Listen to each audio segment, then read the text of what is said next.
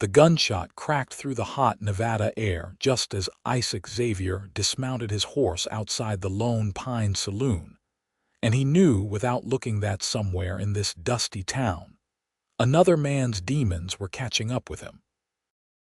It was July of 1878, and Isaac had ridden 3 weeks straight from Texas, chasing rumors of work on the silver mines that dotted these hills like scattered coins.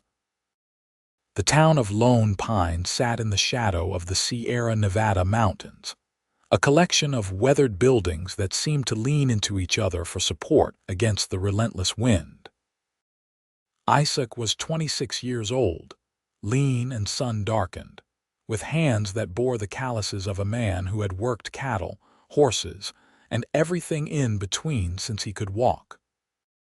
His father had been a rancher before consumption took him, and his mother had followed 6 months later, leaving Isaac with nothing but a good horse, a better rifle, and the knowledge that home was wherever he hung his hat. The saloon doors swung open and a man stumbled out, clutching his arm. Blood seeped between his fingers, but he was laughing, the wild cackle of someone too drunk to feel pain properly. Isaac stepped aside, tying his horse to the hitching post as the wounded man lurched past. "You should see a doctor," Isaac called after him, but the man just waved his good arm and kept walking inside the saloon. The air was thick with tobacco smoke and the sour smell of spilled beer. A piano player hammered out a tune in the corner, competing with the voices of men who had started drinking before noon. Isaac approached the bar, nodding to the keeper, a heavy-set man with a magnificent mustache that drooped past his chin. "Whiskey," Isaac said, placing a coin on the scarred wood. "And information if you are selling." The barkeep poured a generous measure into a glass that had seen better days. "Information costs more than whiskey, friend." Isaac placed another coin down. "I heard the mines are hiring. They are always hiring. Question is whether you will live long enough to spend what they pay you." The barkeep leaned forward, lowering his voice. "Cave-ins happen regular as clockwork. Last one killed 4 men just 3 days past." Isaac nodded slowly, sipping the whiskey. It burned going down, but it was real, not the watered-down poison some establishments served. "What else is there for work? Depends on your talents. Can you shoot? Well enough. Can you keep your mouth shut?" Isaac met the man's eyes steadily. "Depends on what I am being asked to keep quiet about." The barkeep grunted, something like approval flickering across his face. "There is a man named Virgil Masters who owns most of the land around here, has a ranch about 5 miles west. He is always looking for hands who can work cattle and are not afraid of long days." The name Masters triggered something in Isaac's memory. He had heard it spoken back in Texas, usually followed by curses or uneasy silences. "I have heard of him. Most have. He is not an easy man, but he pays fair if you do your work and mind your business." The barkeep refilled Isaac's glass without being asked. "Word of advice, though, stay clear of his wife. Man is possessive beyond reason." Isaac raised an eyebrow. "I am not in the habit of chasing married women." "Good. Because the last man who so much as looked at her too long ended up at the bottom of a mine shaft. Accidental, they said, but there are no accidents when it comes to Masters and his property." The word property sat wrong in Isaac's gut, but he had learned long ago that the world was full of wrongs he could not fix. He finished his drink, thanked the barkeep, and headed back into the brilliant afternoon sunlight. The ride out to the Masters ranch took him through scrubland dotted with sagebrush and the occasional stunted pine that gave the town its name. The mountains rose in the distance, their peaks still holding patches of snow despite the summer heat. Isaac led his horse, a sturdy buckskin mare he had named Rosie, set her own pace. There was no hurry. Work would either be there or it would not. The ranch appeared as he crested a low rise, sprawling across a valley where a creek ran year-round, a precious resource in this dry country. The main house was impressive. 2 stories of whitewashed wood that seemed almost defiant in its brightness against the muted colors of the landscape. Outbuildings dotted the property, corrals full of horses, and in the distance, Isaac could see cattle grazing. 3 men were working near the main barn, and they looked up as Isaac approached. He raised a hand in greeting, keeping his movements slow and non-threatening.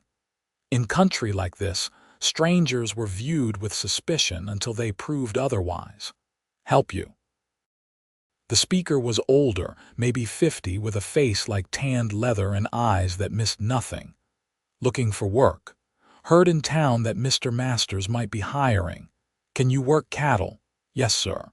Been doing it since I was tall enough to reach a stirrup." The older man spat tobacco juice into the dirt. "Name is Frank. I am the foreman here. We could use another hand, but the boss does the final hiring. Wait here." Frank disappeared into the barn, and Isaac dismounted, stretching muscles that had grown stiff from the ride. The other 2 men had gone back to their work, but Isaac could feel their eyes on him, that particular attention men paid to newcomers who might become competition or trouble. When Frank emerged, he was not alone. Virgil Masters was tall and broad across the shoulders, with black hair going gray at the temples and a face that seemed carved from granite. He wore expensive clothes, a black vest over a crisp white shirt, and his boots were polished to a high shine. Everything about him spoke of control and power. "Frank says you are looking for work." Masters' voice was deep, used to giving orders and having them obeyed. "Yes, sir. Isaac Xavier. I have worked ranches in Texas and Arizona territory. I am good with horses and cattle, and I can handle a rope as well as any man you will find."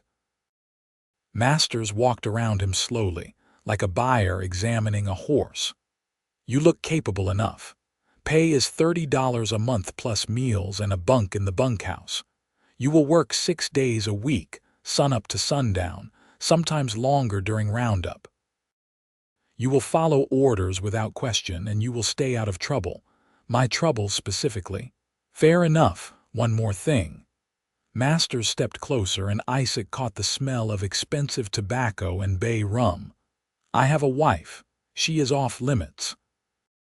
You do not speak to her, you do not look at her, you do not acknowledge her existence unless she directly addresses you, which she would not. This is not negotiable. Break this rule, and you will leave here in worse shape than you arrived. Understood?" Isaac kept his face neutral, though something cold settled in his chest. "Understood. Good. Frank will show you where you will be sleeping and what needs doing. We have fences down on the east pasture that need mending." Masters turned and walked toward the house, his bearing that of a man who expected the world to arrange itself to his satisfaction. Isaac watched him go, then turned to find Frank studying him with an unreadable expression. "Come on," Frank said. "I will show you around." The bunkhouse was clean and well-maintained, better than many Isaac had seen. There were 6 beds, only 4 currently occupied based on the personal items scattered about. Frank pointed to an empty bunk near the window. "That one is yours." Meals are in the main cookhouse, 30 minutes after sunup, noon, and an hour after sundown. Cookie rings a bell, and you had better come running or you will go hungry. Wages are paid on the 1st of each month. There is a basin outside for washing, and if you need anything mended, see Cookie. She is handy with a needle. Isaac set his saddlebags on the bunk. "Lucy. She has been cooking here for 5 years, and her food is good enough that nobody gives her trouble about being a woman doing man's work. Plus, she's got a shotgun she knows how to use." Isaac nodded, filing away the information. "What about Mr. Masters? What kind of boss is he?" Frank was quiet for a moment, choosing his words carefully. "He is fair about the work and the pay, keeps his word." but he has got a mean streak when his temper is up, and he is particular about things being done his way. My advice is to do your job, keep your head down, and do not get curious about things that are not your business. His wife, especially his wife. Frank met Isaac's eyes. I am serious about that. I have seen good men run off or worse for nothing more than a friendly word in her direction. Masters is convinced every man who crosses his property is trying to steal her away. Is she that beautiful? Frank looked uncomfortable. That is not a question I am going to answer. Come on, we are burning daylight. The work was hard but familiar, the kind of physical labor that let a man's mind wander while his hands stayed busy. Isaac spent the rest of that day and the next morning riding fence line, replacing rotted posts and restringing wire. The other hands were friendly enough, ranch workers like himself who had drifted west looking for work and a place to belong, however temporarily. It was on his third day, while returning from the east pasture at noon for the midday meal, that Isaac first saw her. She was standing in the garden behind the main house, partially hidden by a row of rose bushes that seemed to thrive despite the harsh climate. Her dress was pale blue, finer than anything the ranch women in town would wear, and her dark hair was pinned up in a style that spoke of care and time. But it was not her appearance that caught Isaac's attention. It was the way she stood, utterly still, staring at the mountains in the distance with an expression of such profound loneliness that it hurt to look at. Isaac knew he should ride on, should follow Master's orders and pretend she did not exist. But something in that moment of stillness, that visible ache for something beyond reach, made him pause. He had felt that way himself more times than he could count, that sensation of being trapped in a life that fit like boots, 2 sizes too small. She turned then, as if sensing his gaze, and their eyes met across the distance. Hers were green, he could see even from here, and they widened slightly in surprise. For a heartbeat, neither of them moved.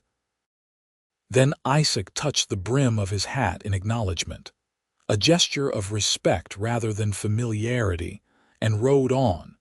He did not look back, though he felt her eyes on him until he turned the corner of the barn. At the midday meal, Isaac found himself seated between 2 of the other hands, a young man named Tom who could not have been more than 19, and an older fellow called Dutch, who claimed to have worked cattle drives from Texas to Kansas in the years right after the war. "You settling in all right?" Dutch asked around a mouthful of stew. "Well enough. The work is good. Better than the mines, that is for certain." Tom reached for another piece of bread. "Lost a cousin to a cave in last year.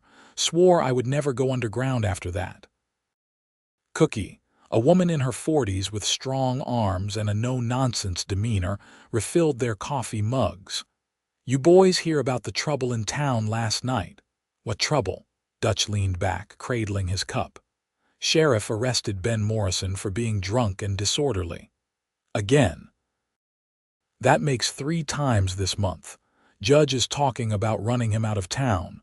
"Ben would not hurt nobody," Tom protested. "He just likes his whiskey." "He pulled a knife on someone. That goes past just liking whiskey." Cookie moved on to the next table, and the conversation shifted to other topics. Isaac ate quietly, his mind still on that moment in the garden. There had been something haunted in the woman's eyes, something that spoke of a cage with invisible bars.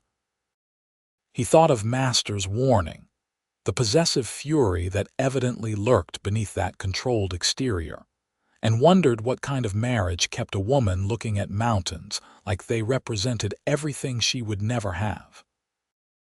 The afternoon brought more fence work, this time closer to the main house.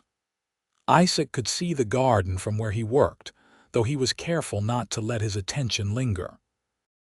Twice he caught glimpses of movement, the flash of a blue dress among the roses, but he kept his eyes on the wire and posts.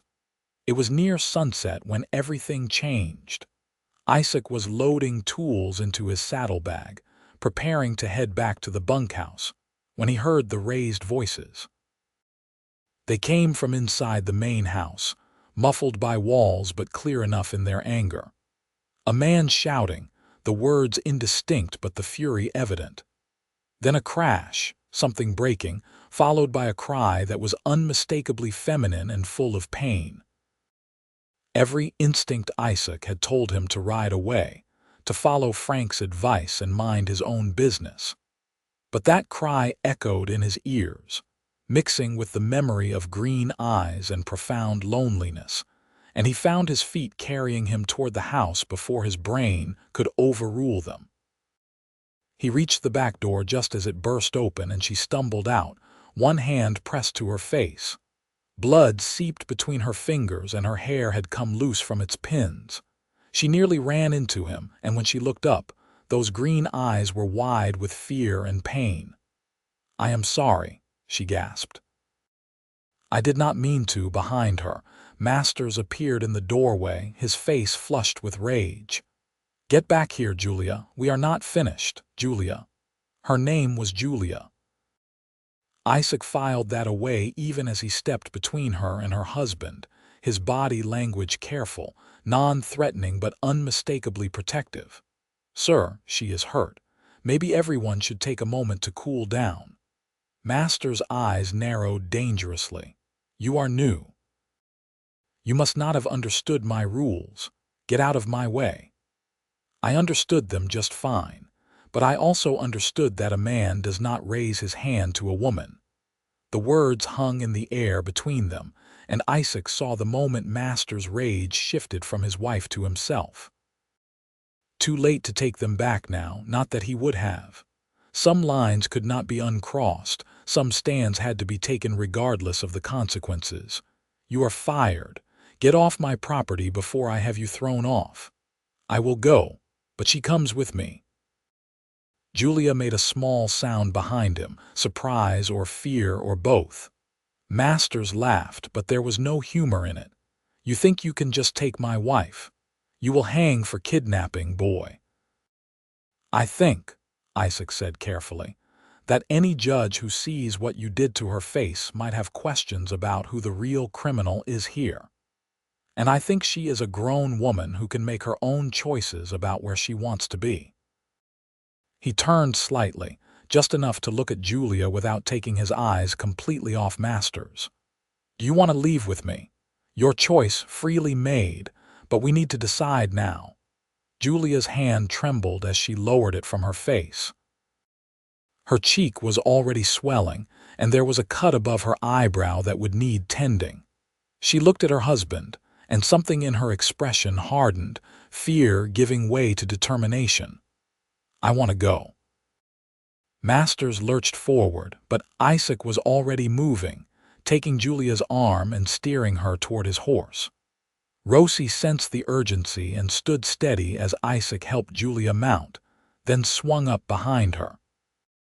He could hear Masters shouting, could hear other voices now as the commotion drew attention, but he did not wait to see who might try to stop them. Rosie responded to the touch of his heels, leaping into a gallop that carried them away from the ranch and toward the darkening hills. Julia swayed in the saddle, and Isaac wrapped one arm around her waist to steady her, the other hand holding the reins as they rode hard into the twilight. They did not stop until they were miles from the ranch, following a narrow trail that wound up into the foothills. Isaac finally pulled Rosie to a halt near a stand of pines where a small spring created a pool of clear water. He dismounted first, then helped Julia down, and she nearly collapsed as her feet touched the ground. "Easy," he said, supporting her weight. "Let me look at your face." In the fading light, the damage was worse than he had initially seen. The cut above her eyebrow was deep enough to need stitching, and bruises were already forming along her jaw. Isaac felt anger rise in his chest, hot and fierce, but he pushed it down. Anger would not help her now. He wet his bandana in the spring and gently cleaned the blood from her face. Julia winced, but did not pull away, her eyes studying him with an intensity that made him acutely aware of how close they were standing. "What is your name?" she asked quietly. "Isaac Xavier." "You just lost your job because of me, Isaac Xavier, possibly your life if Virgil comes after us." "I lost a job I had for 3 days, and I have been in tight spots before." "Why did you help me?" The question was genuine, searching. "You do not know me. You owe me nothing." Isaac met her eyes, those green eyes that had looked at mountains and seen freedom. "Because nobody deserves to be treated the way he was treating you, and because I have spent too much of my life looking the other way when I should have acted." Something shifted in her expression, a softening that made her look younger despite the bruises. "Thank you. I do not think I have ever met anyone like you. That works out, because I have never done anything quite this reckless before." He finished cleaning her face and sat back on his heels. "We need to get that cut properly tended, but I do not think going back to Lone Pine is smart right now. Masters will have men looking for us. There is a town called Bishop, about 30 miles north. I have been there once. It is bigger than Lone Pine, and Virgil does not have influence there." Isaac nodded. "We will rest here for a few hours, let Rosie recover, then ride through the night. Can you manage that?" "I can manage anything if it means I never have to go back to that house." They settled in to wait, and as the stars began to emerge overhead, Julia told him her story. Her voice was soft but steady, and Isaac listened without interruption. Julia Morrison had been 19 when she married Virgil Masters 3 years ago. Her father had owned a small ranch that neighbored Masters' property, and when disease killed most of their cattle, they had fallen on hard times. Masters had offered a solution, a merger of properties through marriage. Julia's father had encouraged the match, seeing it as a way to secure his daughter's future and save the family ranch. "I was so naive," Julia said, staring up at the stars. "I thought marriage was partnership, companionship. I thought I would learn to love him, that affection would grow with time. Instead, I discovered I had been purchased like livestock. Virgil did not want a wife. He wanted a possession, something beautiful to display and control." She told him about the gradual isolation, how Masters had systematically cut her off from friends and family, how he monitored her every movement, her every word, how his temper grew worse over time, erupting over smaller and smaller perceived slights. The blow to her face tonight had come because she had smiled at a story one of the ranch hands told, and Masters had convinced himself she was encouraging the man's attention. "I have thought about leaving 100 times," Julia admitted, "but I had no money, nowhere to go. My father passed away last year and my mother went to live with my sister in California. I felt trapped with no way out, until you." Isaac absorbed this, feeling the weight of her trust and the responsibility it carried. "What will you do in Bishop? Do you have people there who can help?" "No. But I have hands that can work, and I am not afraid of hard labor. I will find something." Her determination impressed him. Many women in her situation would have been paralyzed by fear or conditioned helplessness. But Julia spoke with the quiet confidence of someone who had made a decision and would see it through, regardless of the obstacles. They set out again when the moon rose, providing enough light to navigate by.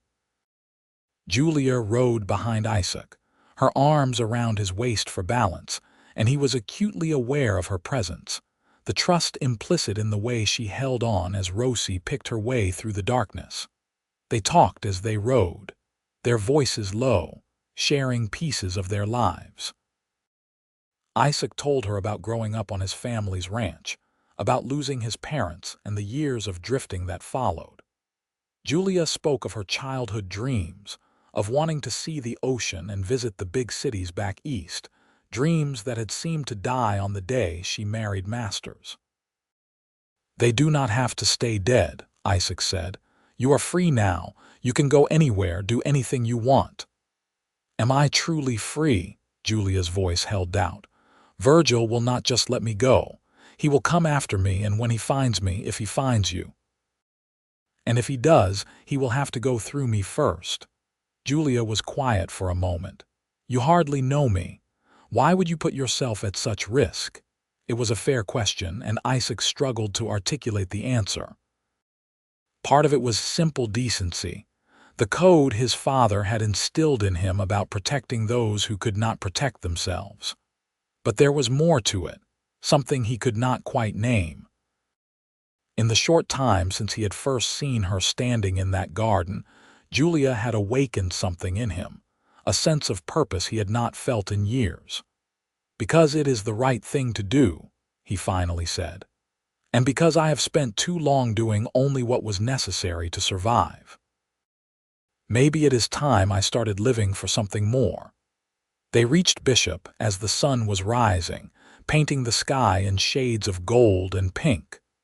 The town was indeed larger than Lone Pine, with a proper main street lined with shops and businesses. Isaac rode straight to the doctor's office, and an elderly man with kind eyes and steady hands stitched Julia's cut while Isaac waited outside, watching the street for any sign of pursuit.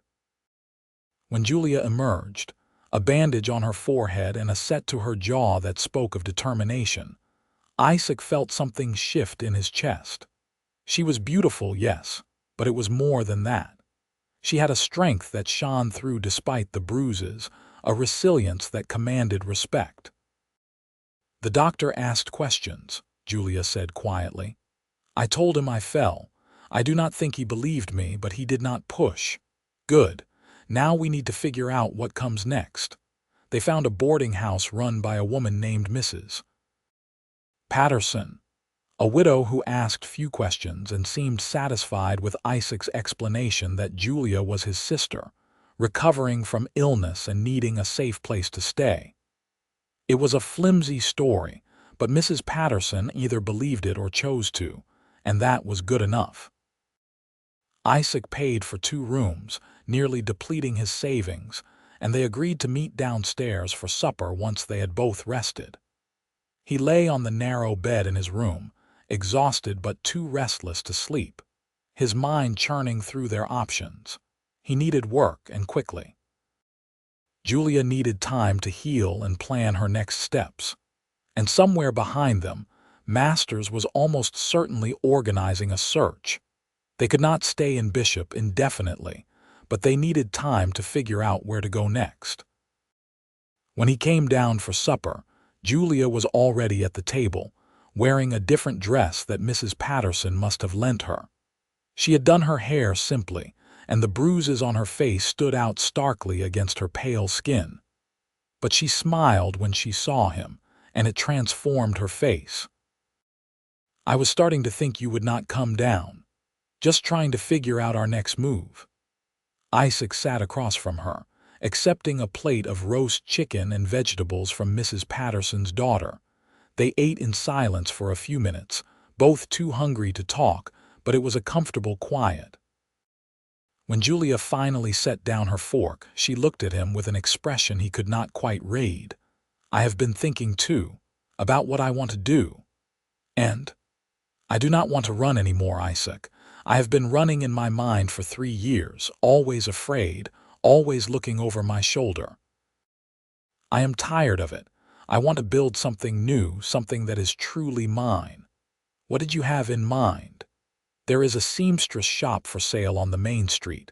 I saw the sign when we rode in. I am good with a needle, and I have designed most of my own dresses for years. I think I could make a living doing that." Isaac considered this. "It would mean staying here at least for a while.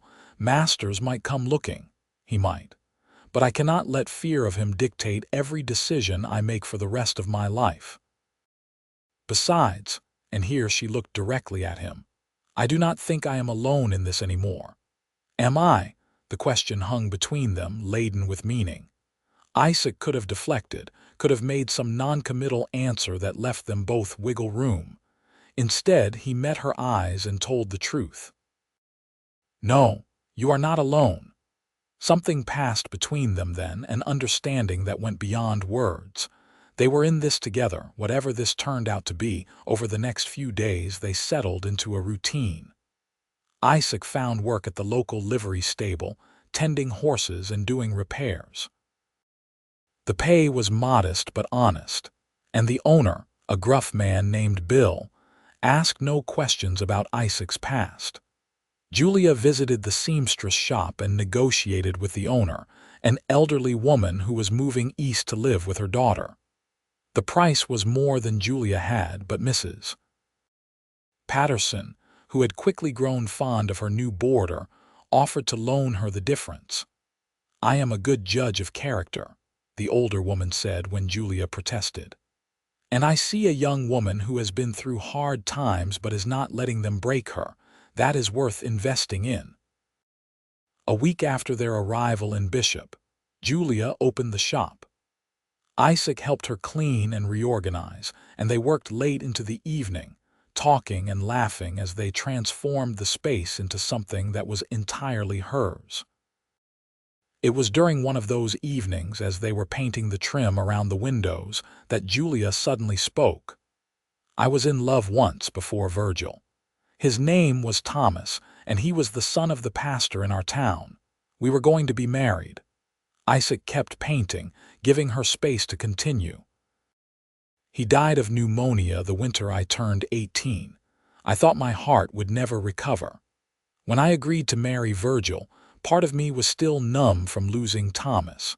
I told myself that love did not matter, that security and stability were enough."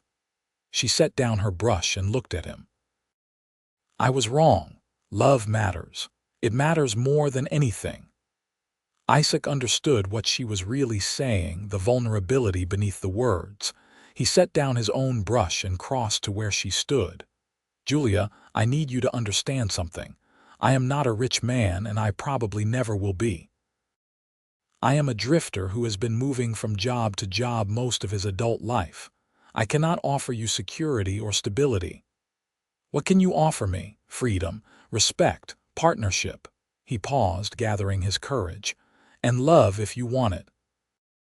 Because somewhere between that garden and this room, I fell in love with you." Tears welled in Julia's eyes, but she was smiling. "I want it, all of it. I want you." Their first kiss was tentative, gentle, Isaac careful of her healing injuries. But it deepened quickly. 3 years of loneliness and isolation on her part, and years of drifting aimlessness on his meeting in that moment. When they finally broke apart, both were breathless. "We should probably do this properly," Isaac said, his voice rough. "Courtship and all that." Julia laughed, and it was the first time he had heard her laugh freely, without restraint. "I think we skipped several traditional steps when you rescued me and we fled into the night. But yes, let us do this properly from here on out." They courted in the weeks that followed. Walks through town, dinners at Mrs. Patterson's table, quiet evenings in the shop where Julia sewed and Isaac read aloud from the newspaper. It was chaste and proper, conscious of her need to heal, and the complications of her still being legally married to Masters. The question of Masters hung over them like a storm cloud. Julia had consulted with a lawyer in Bishop, who confirmed that she could file for divorce on grounds of cruelty, but it would be a long and difficult process. Masters would have to be served papers, and he would almost certainly contest it. "He will never agree to it willingly," Julia said one evening as they sat on the porch of the boarding house. "Not because he loves me, but because I am his property, and he does not give up what he believes is his. Then we will fight him in court. And if that does not work, we will figure something else out." 2 months after their arrival in Bishop, Masters finally appeared. Isaac was at the livery stable when Bill came running. "There is a man asking questions about you and the woman at the dress shop. Big fellow, looks like trouble." Isaac's blood ran cold. "Where is he now? headed toward the shop. "I came the back way to warn you." Isaac was running before Bill finished speaking, his heart pounding as he cut through alleys to reach Julia's shop faster. He burst through the door to find Masters standing in the center of the room with Julia backed against the far wall, her face pale but defiant. "There you are," Masters said, turning his cold gaze on Isaac. "The thief himself." "I did not steal anything. Julia left of her own free will. She is my wife. That makes her mine." Masters moved toward Julia, and Isaac stepped between them, the same protective stance from that first confrontation. "She is not your property. She is a human being with her own mind and her own choices." Choices. Masters spat the word. "She chose to marry me. She made vows before God and the law. Vows that you broke every time you raised your hand to her." Masters' face flushed with anger. "I have every right to discipline my wife as I see fit. The law supports that. Maybe some laws, but not the law of common decency." Isaac kept his voice level despite the fury rising in his chest. "She does not want to be married to you anymore. Let her go." "Never." Masters' hand moved toward his belt, and Isaac saw the gun holstered there. Time seemed to slow as Masters drew the weapon, and Isaac reacted on instinct, tackling him before he could aim. They crashed to the floor, the gun skittering away, and Isaac felt Masters' fist connect with his ribs, driving the air from his lungs. They grappled on the floor, overturning a table and scattering fabric and sewing notions. Masters was bigger, but Isaac was younger and faster, and desperation lent him strength. He heard Julia screaming, heard other voices as townspeople gathered at the commotion. Then someone was pulling them apart, and Isaac found himself staring up at a man wearing a sheriff's badge. 2 deputies held Masters, who was still struggling and cursing. "Somebody want to tell me what is going on here?" The sheriff looked between them, his expression suggesting he had dealt with similar situations too many times. "That man kidnapped my wife," Masters snarled, pointing at Isaac. "I want him arrested." "I left willingly," Julia said, her voice shaking but clear. She stepped forward, addressing the sheriff directly. "Isaac did not kidnap me. He helped me escape an abusive marriage. I am filing for divorce, and I want a restraining order keeping my husband away from me." The sheriff sighed heavily. "This is going to require sorting out. You two," he pointed at Isaac and Masters, "are coming with me to the jail. Miss, you will need to come too and give a statement." They spent hours at the sheriff's office. Julia gave her testimony, showing the faint scar from the cut Masters had given her and describing years of escalating abuse. Isaac corroborated her story.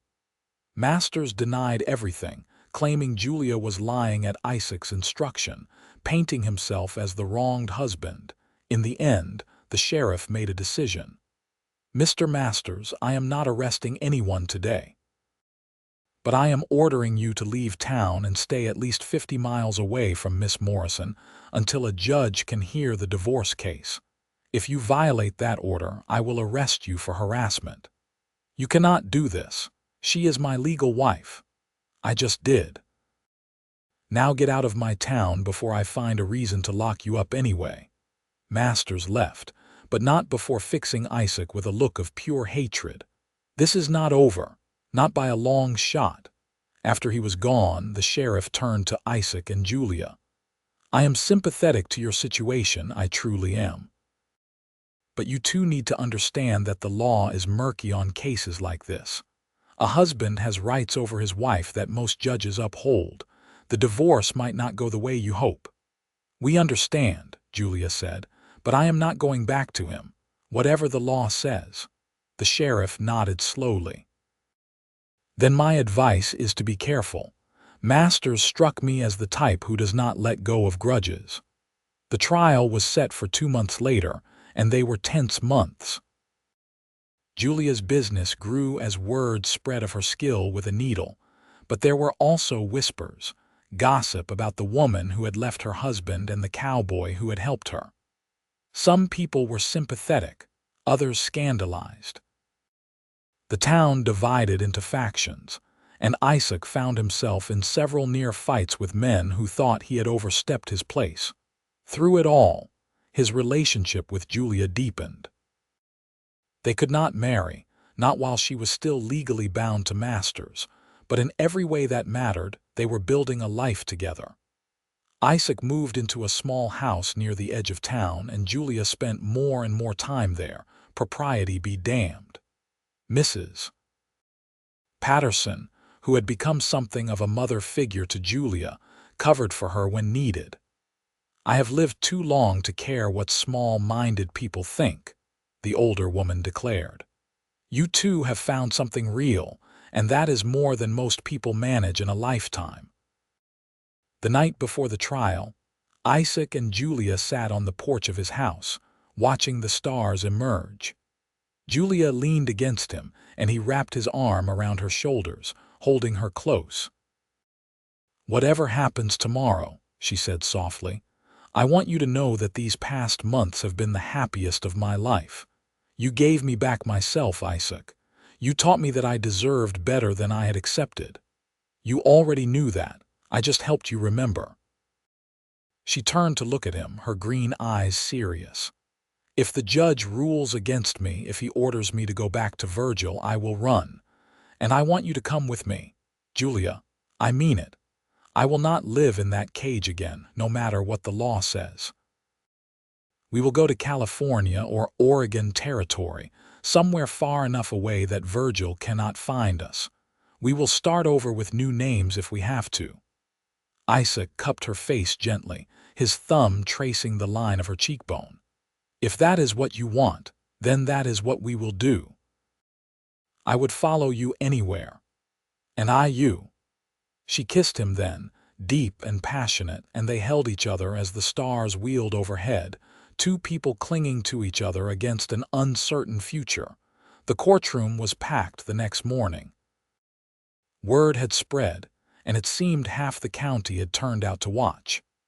Isaac sat in the front row, directly behind where Julia sat with her lawyer, a young man named Edward Hughes, who had taken her case pro bono, believing in the justice of her cause.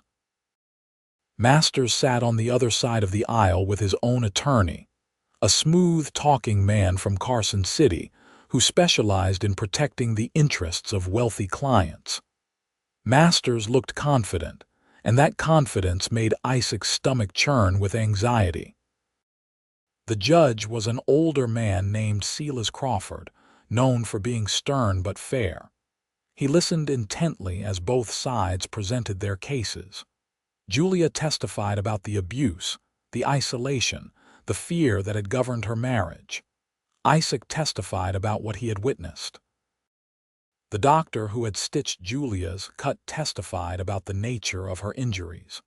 Masters' attorney tried to paint Julia as a hysterical woman, easily influenced and prone to exaggeration. He suggested that Isaac was a conniving drifter who had seduced another man's wife and convinced her to leave. He cited law after law that gave Masters rights over his wife. It took 3 days. 3 days of testimony, of character witnesses, of legal arguments that made Isaac's head spin. Through it all, Julia remained composed, though Isaac could see the toll it took on her. Finally, Judge Crawford was ready to issue his ruling. "I have listened carefully to both sides in this matter," he began, his voice carrying through the silent courtroom. "The law is clear in many respects about the rights and responsibilities of marriage. A husband is the head of the household, and a wife owes him obedience and fidelity." Isaac felt Julia stiffen in front of him, and he wanted to reach out and take her hand but could not from where he sat. "However," the judge continued, "the law also recognizes that marriage is a contract, and like all contracts, it carries obligations on both sides. A husband who fails in his duty to protect and care for his wife, who instead uses his authority to abuse and terrorize her, has broken that contract as surely as if he had committed adultery or abandoned her. Hope flickered in Isaac's chest. The evidence presented in this case is clear and compelling. Mrs. Masters suffered physical abuse at the hands of her husband. This is not disputed. Mr. Masters argues that he has the right to discipline his wife, but there is a difference between discipline and brutality. The injuries documented here cross that line. Judge Crawford looked directly at Julia. Therefore, I am granting your petition for divorce. This marriage is dissolved, effective immediately. Furthermore, I am issuing a permanent order of protection. Mr. Masters, you are to have no contact with your former wife. You are to stay at least 100 miles away from her at all times. If you violate this order, you will be arrested and prosecuted to the fullest extent of the law. The courtroom erupted. Some people cheered, others shouted protests. Masters was on his feet, his face purple with rage, yelling something Isaac could not make out over the din. Julia turned around, tears streaming down her face, and Isaac was there, catching her as she fell into his arms. "It is over," she sobbed. "It is finally over." They had to leave through a side door to avoid the crowd, the sheriff and his deputies providing escort. Masters was still raging, being restrained by his attorney and several deputies. His eyes found Isaac, and the hatred in them was palpable. "This is not over," he shouted. "Do you hear me? Not over." But it was over, at least legally. Julia was free. They spent that night celebrating quietly at Isaac's house, joined by Mrs. Patterson and a few other friends who had supported them through the ordeal. There was food and laughter and, for the first time in months, a sense of safety. When the guests finally left and they were alone, Isaac took Julia's hands in his. "Julia Morrison, I have a question to ask you." She smiled, and he saw joy in her eyes, pure and uncomplicated. "Yes." "Will you marry me? Will you do me the honor of becoming my wife, freely chosen, based on nothing but love?" "Yes." She did not hesitate. "Yes, 1,000 times yes." They married a week later in a simple ceremony at the church, with Mrs. Patterson standing as witness and the whole town invited to the celebration afterward. Julia wore a dress she had made herself, pale yellow like sunshine, and flowers in her hair. Isaac wore his best clothes, such as they were, and his heart felt so full he thought it might burst. The pastor spoke about love and partnership, about building a marriage on respect and trust. When he asked Isaac if he took Julia to be his wife, Isaac's voice was steady and sure. "I do." And when Julia said the same words, looking into his eyes, Isaac felt the last pieces of his wandering life click into place. He had finally found home. Their wedding night was gentle and sweet, full of exploration and whispered words. Julia had been nervous, her experiences with Masters having been more about control than love, but Isaac was patient. He took his time, learning what pleased her, and when they finally came together fully, it was with mutual joy and wonder. Afterward, as they lay tangled together in the darkness, Julia traced patterns on his chest with her fingertips. "I never knew it could be like this," she murmured. "I thought the marriage bed was something to be endured, not enjoyed." Isaac kissed her forehead. "It is supposed to be a partnership in all things, pleasure as well as everything else. You have taught me so much, about myself, about what is possible. I look back at the woman I was in that garden, staring at the mountains, and she seems like a stranger. She was waiting. And I came along at the right time." Julia propped herself up on one elbow, looking down at him. "Do you believe in fate, Isaac?" "I do not know. I used to think life was just a series of random events, that we were all just drifting. But meeting you, everything that has happened, it feels like maybe there was a plan, or at least a direction I was meant to go. My mother used to say that God brings people into our lives exactly when we need them. I think you were brought into mine to save me. And I think you were brought into mine to give me a purpose. So maybe we saved each other." They made love again, slower this time, savoring each touch and kiss. Afterward, they fell asleep wrapped around each other, the first night of their new life together.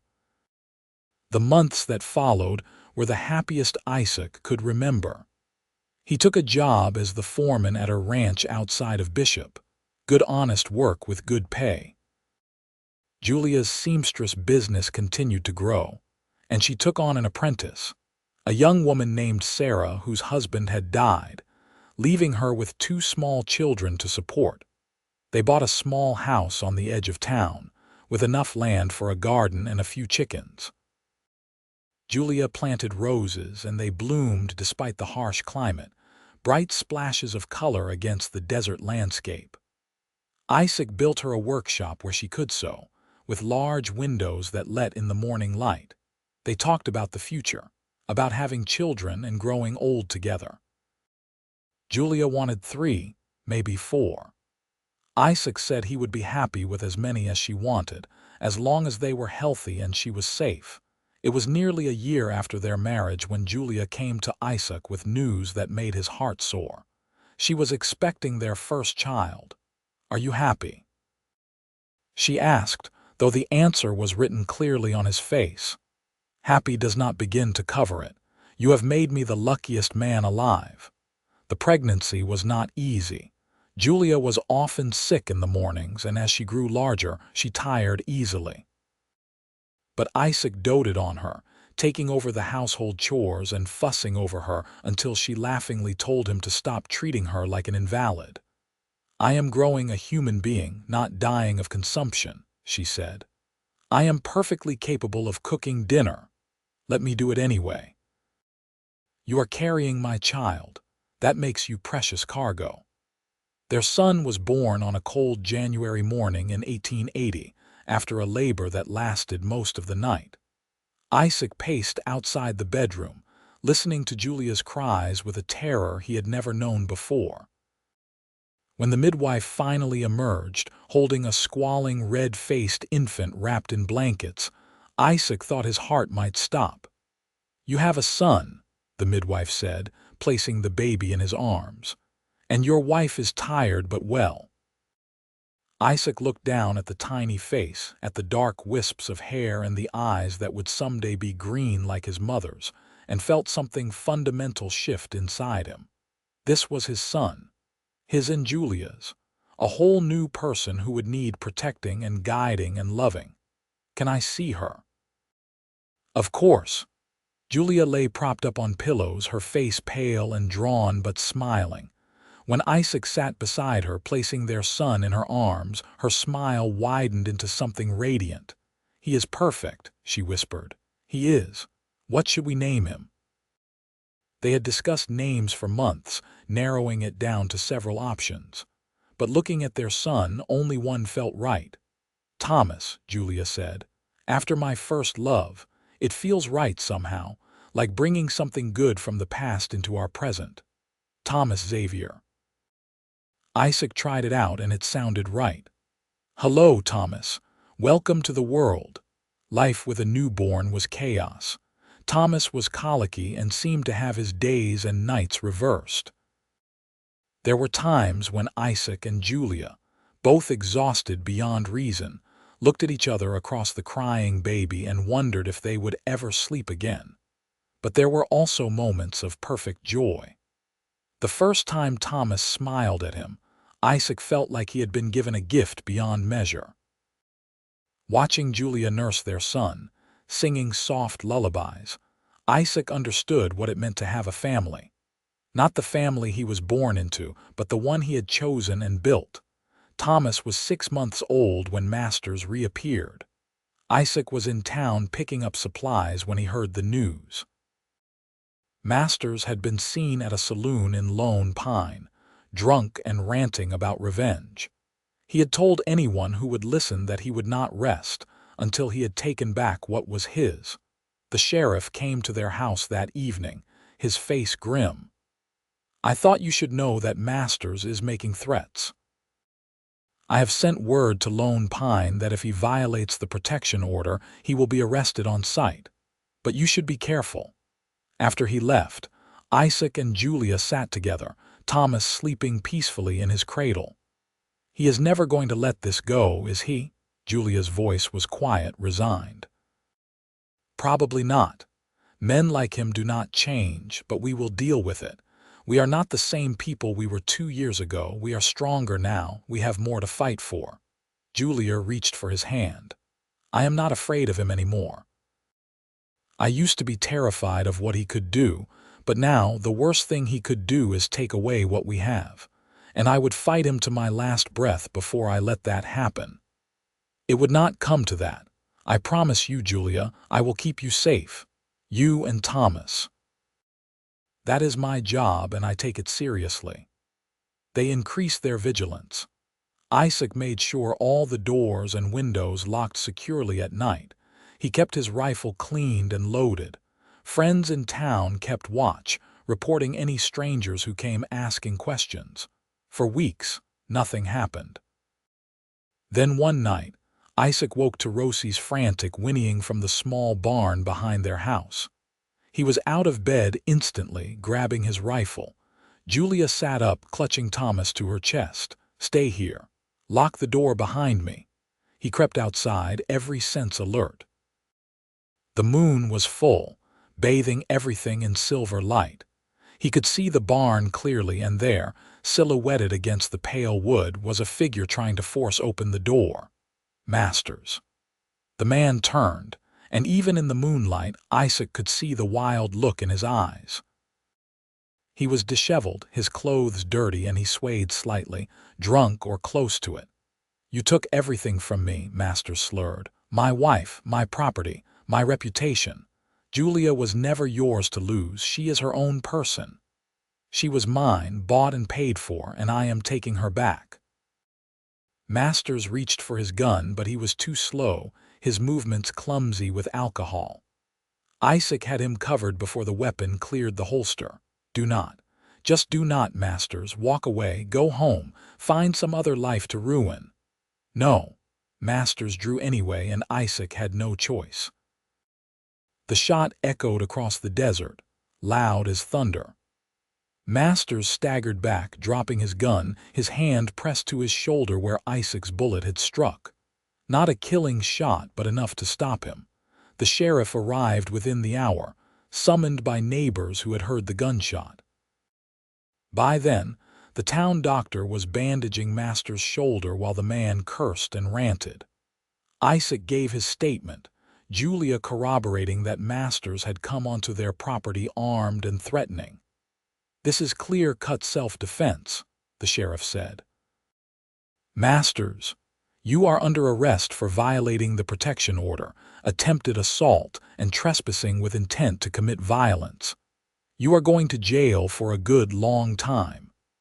As Masters was led away, still cursing, Julia came to stand beside Isaac, Thomas in her arms. They watched the wagon disappear down the road, carrying away the last shadow of her old life. "It is truly over now," Isaac said, wrapping his arm around his wife's shoulders. "Yes, finally." The trial was quick. Masters was sentenced to 5 years in prison, and with his reputation ruined and legal troubles mounting, his ranch was sold to pay his debts. There was talk that he might head back east when he was released, but that was years away, and Isaac tried not to worry about the future. The present was good enough. Their second child, a daughter they named Rebecca, was born 2 years after Thomas. She had Isaac's dark hair and Julia's green eyes, and from the moment she could walk, she followed her older brother everywhere. Then came another son, Daniel, and finally another daughter, Eleanor. Their house rang with the sounds of children laughing and playing, and the chaos was beautiful. Julia's seamstress shop thrived, and Isaac eventually bought a small ranch of his own, working cattle and horses with Thomas when the boy was old enough to ride.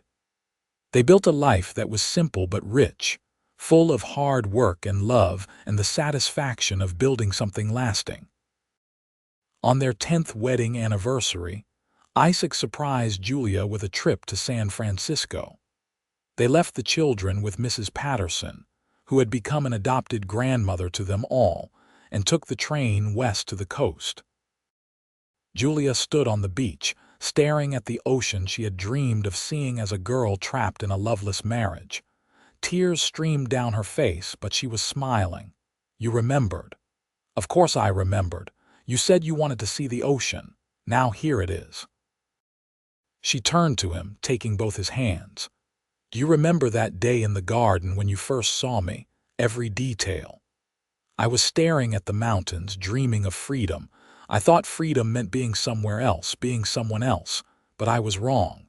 Freedom is not about where you are. It is about who you are with and who you are allowed to be. You gave me that, Isaac. You gave me myself." He pulled her close, holding her as the waves crashed behind them. "And you gave me a home, a purpose, a family, everything I never knew I needed." They stood there for a long time, two people who had found each other against all odds, who had fought for their happiness and won. The past was behind them, with all its pain and struggle. The future stretched ahead, full of promise and possibility. As the sun began to set, painting the sky in shades of orange and gold, Isaac took Julia's hand and led her back toward their hotel. Tomorrow, they would board the train and return to their children and their life in Bishop. But tonight, they would celebrate how far they had come and all they had built together. Years passed, marked by the milestones of their children's lives. Thomas grew into a fine young man, serious and thoughtful like his mother, with his father's steady hands and calm demeanor. Rebecca was fierce and independent, running the household when Julia was busy with her work. Daniel had a gift with horses that surpassed even Isaac's skill. Eleanor, the youngest, had her mother's talent for design and spent hours at the sewing machine, creating her own variations on Julia's patterns. On Isaac's 50th birthday, the whole family gathered for a celebration. His children were all grown now. Thomas married with a child of his own, Rebecca engaged to a lawyer from Carson City. Daniel and Eleanor still lived at home, though Daniel talked constantly about starting his own horse ranch. After dinner, as the sun set and the family sat on the porch, Thomas raised his glass. "I want to make a toast to my father, who taught me that being a man means standing up for what is right, even when it costs you. And to my mother, who showed me that strength is not about physical power but about the courage to choose your own path." Everyone drank, and Julia squeezed Isaac's hand. He looked around at his family, at the life they had built from nothing, and felt a contentment so profound it ached. Later, when the children had gone to bed and he and Julia sat alone under the stars, she leaned her head on his shoulder. "What are you thinking about?" she asked.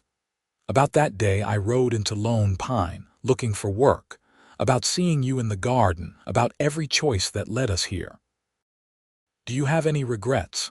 Isaac thought about that carefully. His life had not been easy.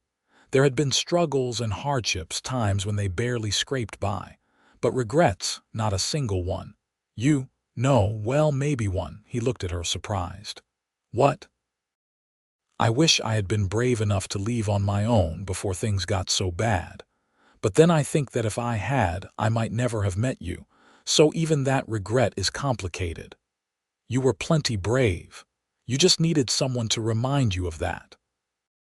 Julia lifted her head and kissed him, the same passion there after all these years.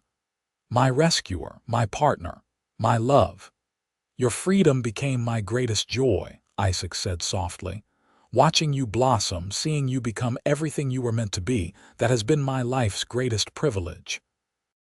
And watching you find a home, seeing you build something lasting, that has been mine."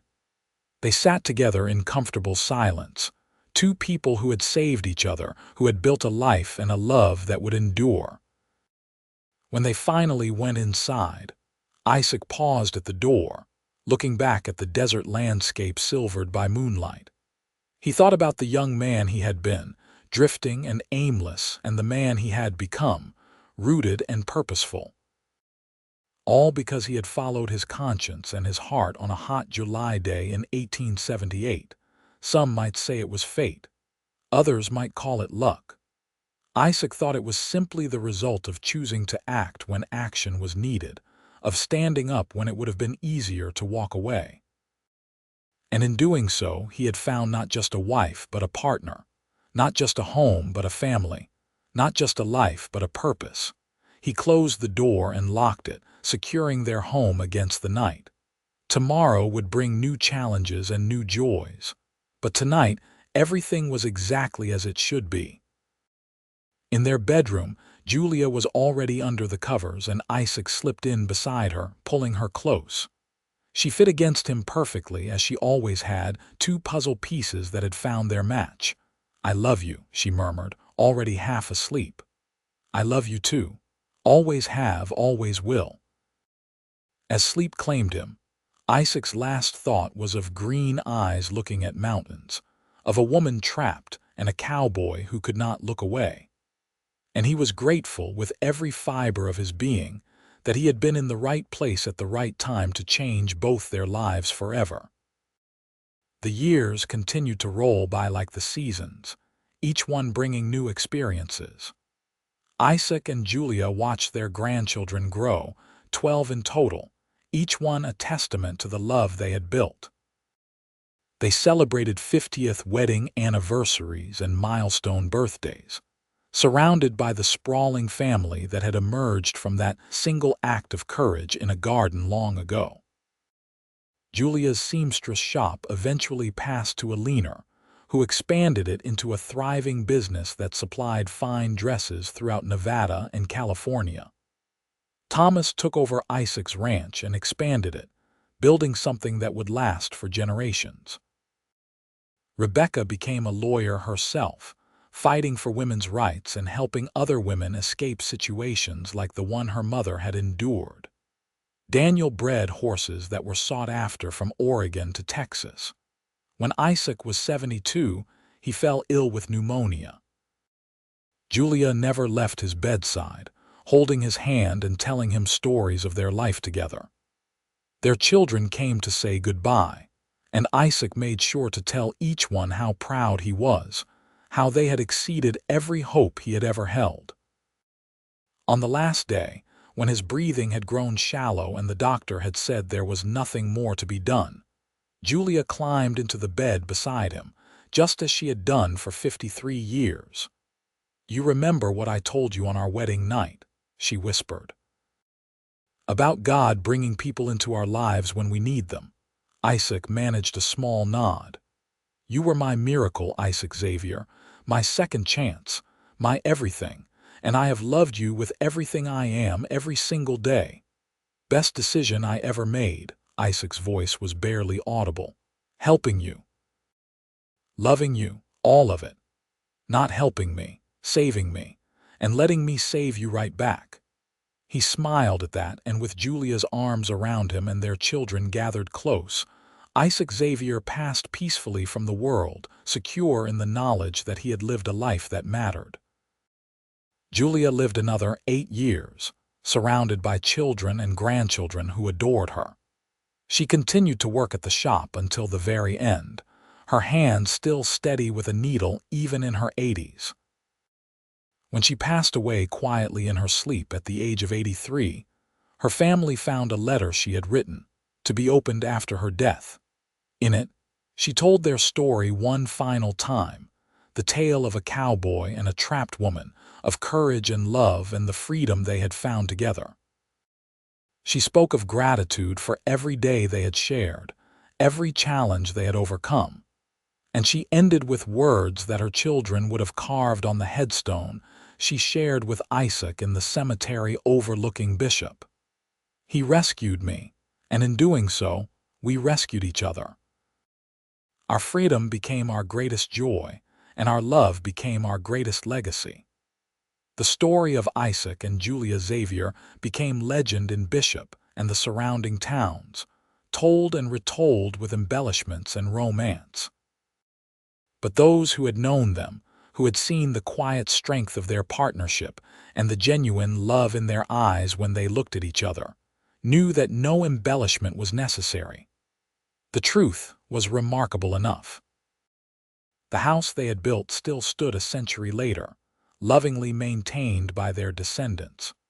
The rose bushes Julia had planted still bloomed every summer, their flowers a reminder of beauty persisting in harsh climates. And in the town square of Bishop, a plaque was erected, commemorating Julia Xavier's contributions to women's rights and business, and Isaac Xavier's legacy of courage and compassion. But perhaps the greatest legacy was the one that could not be measured or commemorated. It was in the laughter of their descendants, in the marriages built on respect and partnership, in the understanding that love meant freedom, not possession. It was in the courage to stand up for what was right, even when the cost was high. It was in the knowledge that one person, acting with compassion at the right moment, could change not just one life, but generations of lives to come. Isaac had ridden into Lone Pine looking for work and purpose. He had found both, along with something far more precious. Julia had stood in a garden, staring at mountains that represented an impossible dream of freedom. She had found that freedom, and in the process, discovered that love and freedom were not opposing forces but complementary ones. Together, they had built something that endured long after they were gone, a testament to the power of choosing courage over convenience, love over possession, and freedom over fear. Their story had begun with a gunshot and a woman with blood on her face, but it had ended with half a century of partnership, family, and a love that had transformed them both. In the end, that was the truth at the heart of their legend. Not that a cowboy had rescued a woman, though he had. Not that a woman had found freedom, though she did. But that in saving each other, they had discovered that the greatest joy in life comes not from being saved or from saving another, but from building something together that neither could have built alone. Their freedom had indeed become their greatest joy. And that joy had echoed through the generations, a ripple spreading outward from a single moment of courage in a garden on a hot summer day in 1878, when a cowboy named Isaac Xavier chose to intervene in a stranger's suffering, and in doing so, changed both their lives forever.